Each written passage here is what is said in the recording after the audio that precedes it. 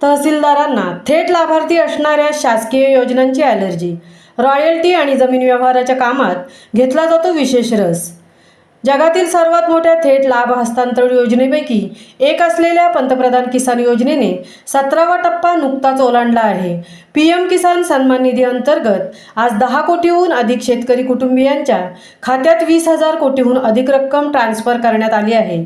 परंतु म्हसळा तालुक्यातील नोंदणीकृत 8,404 शेतकऱ्यांपैकी सुमारे 900 शेतकऱ्यांच्या खात्यात 17वा हप्ताच जमा झाला नाही। महसूल विभागाकडून शेतकऱ्यांचा हप्ता न येण्याच्या समस्या सोडवल्या जात नसल्याने शेतकरी वर्गाला कृषी विभाग, तलाठी कार्यालय अशा फेऱ्या माराव्या लागतात आणि आर्थिक भुर्दंड पडतो। अशा स्थितीत शेतकऱ्यांच्या समस्या सोडवण्यासाठी समन्वय काढण्याच्या पारदर्शक हेतूने म्हसळा तालुका ज्येष्ठ नागरिक संघाचे अध्यक्ष, माजी सहचिटणीस कुणबी समाजोन्नती संघ शाखा तालुका म्हसळ्याचे रमेश पोटले हे म्हसळा तहसीलदार समीर घारे यांना भेटण्यास गेले असता माझ्या हाताखालच्या नायब तहसीलदार व अन्य महसुली कर्मचाऱ्यांजवळ संपर्क साधा असे उडवाउडवीचे उत्तर घारे यांना देऊन पोटले यांची भेट नाकारली आणि समस्त शेतकरी कुटुंबाचा अपमान केला असा पोटले यांचा निष्कर्ष झाला आहे। वास्तविक पाहता पोटले यांचा शासन आणि शेतकरी यांच्यात समन्वय साधण्याचा शुद्ध हेतू होता, परंतु थेट लाभ योजनेचा तहसीलदार यांना तिरस्कार असावा असेच दिसून आल्याचे पोटले यांना वाटते।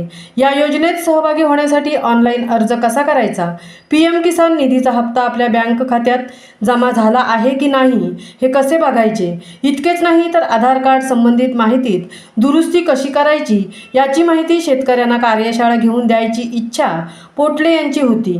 म्हसळा तहसीलदारांना शासकीय योजनांचा थेट लाभ सुरू झाल्यापासून ॲलर्जी असावी असे संकेत पोटले यांनी दिले, तर हेच रॉयल्टी आणि जमीन व्यवहाराचे काम असते तर विशेष रस घेतला असता असेही पोटले यांनी सांगितले।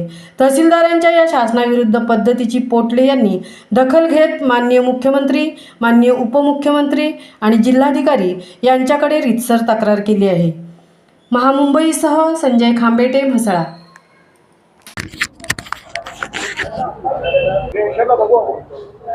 पोटले, तुम्ही कोणत्या पदावर आहात आणि तुमची काय तक्रार आहे तहसील ऑफिस मध्ये? आम्ही आता ज्येष्ठ नागरिक संघ म्हसळा तालुक्याचा अध्यक्ष, भाजपचा सुपरवारियर बूथ, देवगरकोंडचा सुपरवारियर बूथ अध्यक्ष आणि समाजसेवक आहे। मी पत्रकाराची पण भूमिका करते, माझा स्वतःचा म्हसळा टाइम्स आहे। मी गावाला आल्यानंतर जे काही समस्या लोकांसमोर आहेत, विशेषतः शेतकऱ्यांच्या प्रश्नावर मी वेळोवेळी भेट घेतल्या, अर्ज घेतले, परंतु मी माझी स्वतःची आणि लोकांच्या समस्येची जाण घेण्यासाठी तहसील कार्यालय म्हसळा इथं आलो होतो। तहसीलदार का चेंबरमध्ये मी जात असताना मला व्हिजिट मागितली की तुमचं नाव लिहून द्या आणि तर त्यांनी मला खालच्या पदाधिकाऱ्यांना जायला सांगितलं आणि माझं हे करायला सांगितलं। परंतु जे लाभार्थी आहेत आपले पंतप्रधान किसान योजनेचे, यांची मला यादी पाहिजे होती, परंतु ते देऊ शकले नाहीत, कारण त्यांनी सांगितले तयार आहे, आम्ही पाठवतोय। कृषी खाते सांगतायत पृथ्वी मला तिकडून आले नाहीत।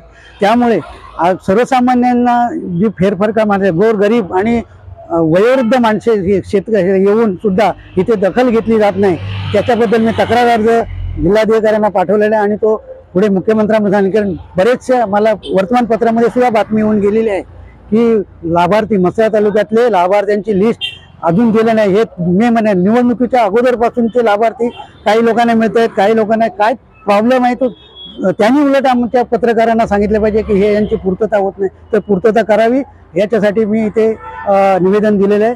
आपले माझ्यासोबत आपले ज्येष्ठ नागरिक संघाचे सचिव सुधाकर शिर्के आणि भाजपचे